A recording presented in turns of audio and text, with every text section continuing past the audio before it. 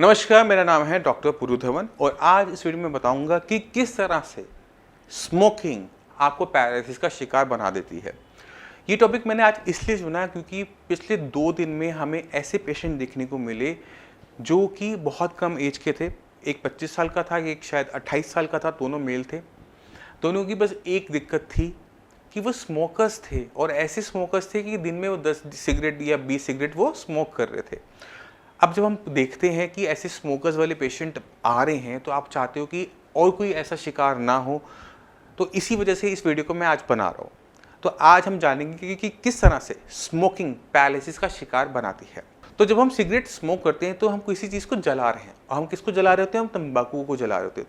जब हम तंबाकू को जलाते हैं तो तंबाकू के अंदर जो निकोटीन है वो निकलता है, वो हमें अच्छा लगता है, हमारे ब्रेन को बहुत अच्छा लगता है और हमें इसकी आदत लग जाती है। मगर इस निकोटीन के साथ साथ उसमें और चीज़ें भी आ रही हैं, कार्बन मोनोऑक्साइड भी आ रही है, कार्बन डाइऑक्साइड भी आ रही है।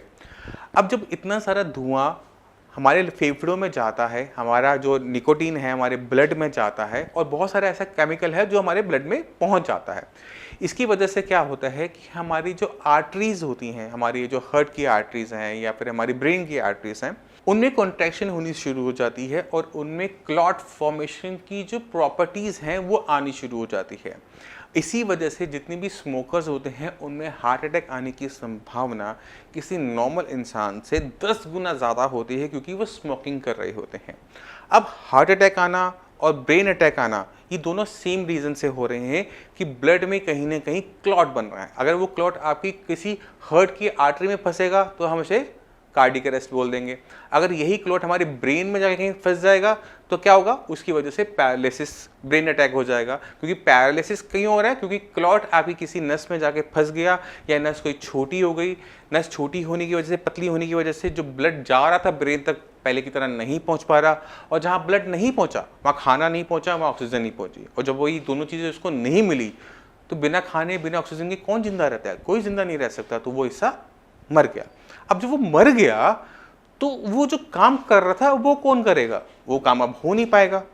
तो हमारे हाथ और पैर में असर देखने को मिलता है। मान लो कि मेरे लेफ्ट साइड में ब्लड सप्लाई कम हुई है या क्लॉट आया है तो मेरे राइट साइड का हाथ और पैर बंद हो जाते हैं, क्योंकि लेफ्ट साइड का ब्रेन मेरे राइट हैंड को, मेरे राइट पैर को चला रहा था जब वो ठीक से काम कर रहा था। मगर अब क्लॉट की वजह से जो डैमेज हुआ है ब्रेन के अंदर, इस वजह से हमारे हाथ पैर काम करना बंद कर जाते हैं।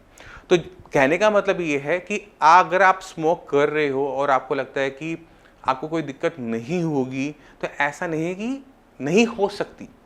पूरे चांसेस हैं कि आपको पैरालिसिस जैसी दिक्कत, बड़ी दिक्कत या फिर किडनी फेलियर जैसी बड़ी दिक्कत हो सकती है, क्योंकि हम स्मोक कर रहे हैं। और स्मोकिंग के जो साइड इफ़ेक्ट्स हैं वो ना सिर्फ हमारे लंग्स पे, हार्ट पे देखने को मिलते हैं, हमारी बाकी बॉडी के ऑर्गन्स को भी देखने को मिलते हैं।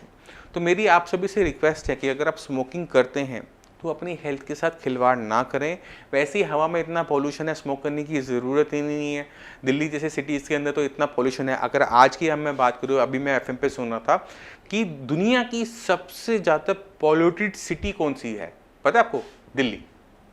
तो हम अगर दिल्ली में रहते हो, दिल्ली के आसपास रहते हो, तो पॉल्यूशन में तो आपका वास्ता बचपन से ही पड़ जाता है। फेफड़े वैसे ही ख़राब हो रहे होते हैं, लंग कैंसर की जो बढ़ता जा रहा है, माउथ कैंसर बढ़ता जा रहा है। तो इस चीज़ को छोड़ दो, जिससे आप अपने आप को, अपनी फैमिली को किसी बड़ी दिक्कतों से बचा सको।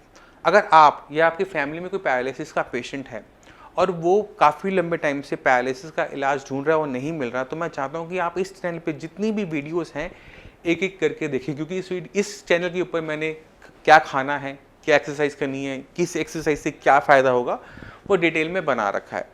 अब इसी के साथ आप सभी से मैं चलने की आज्ञा चाहूँगा। मिलते हैं अगली वीडियो में, तब तक के लिए नमस्कार।